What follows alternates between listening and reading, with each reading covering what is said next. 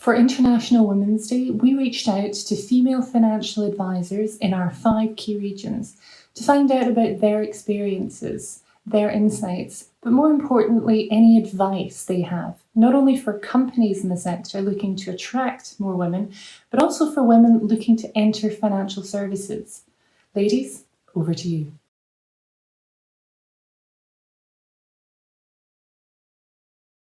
I've lived and worked all over Africa. I started in South Africa, in Cape Town, moved to Botswana in our Gaborone office, Zambia in Lusaka, back to Botswana, back to Cape Town, and now based in Wilderness. So I have done a lot of moving, but I've started off as a wealth specialist and just sort of worked through the ranks. I managed quite a few offices, and then end of 2016, I was told that I'd be promoted to director of the company, which was obviously, I was very surprised and privileged, and really quite chuffed. And when I look back on it, I suppose it's always something that I wanted to do. But when it actually was announced, I was quite shocked, actually. Being a woman in finance, because obviously it's so male dominated, is and has thrown many challenges and curveballs at me. I think to be able to stick it out, it's the happy medium of being really thick-skinned, but also really understanding and listening to the client, because that's what they sort of expect, I think, a little bit differently from women, that you would approach things differently. So when I first started, I tried to copy how my male colleagues would do a meeting, which just did not work at all. And I was just like, Sam, this isn't me. This isn't how I've been successful in all my previous jobs. So yes, obviously I used the skills that I'd learned within the industry, but I used what was close to me, which was being helpful, caring, and really listening.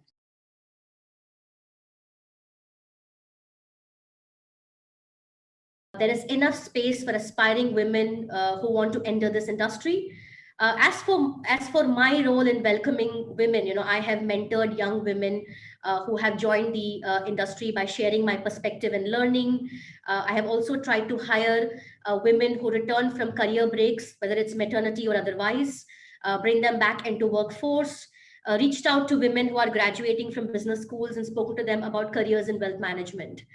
I think one piece of advice that I would want to give, other women is to be brave and to be curious. Reach out to other women in the industry that may not be able to open doors immediately, but with their perspective and experience can really be inspiring and eye-opening.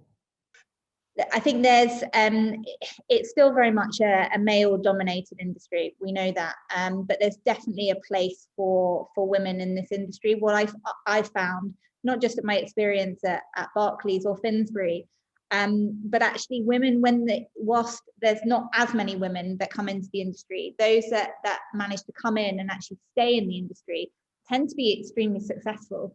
And I think that's because of the market that there is, towards people wanting financial advice, men and women, but from a female financial advisor. For anyone that's looking to join the profession, particularly if they're looking to join as an advisor, is to understand kind of the benefits of being personable and working with clients, because I think a lot of people think it's all about money and having to really understand money. And obviously there's a lot of technical knowledge that is required to give that advice.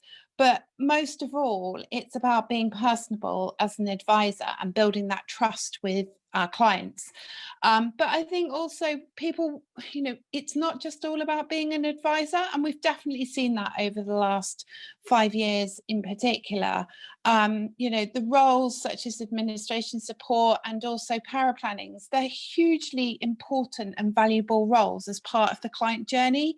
And so I think, anyone looking to join the profession should be thinking about what role best suits their attributes, and what career path do they want to take, because as I say, all the roles are hugely valuable. It's not just about being an advisor, and I think that's the difference also from when I started out in the profession 20 years ago. It was very much, if you wanted a career, then you needed to be you needed to be an advisor, and you needed to get signed off. But these days, there's strong careers in each role, shall we say, across the sector.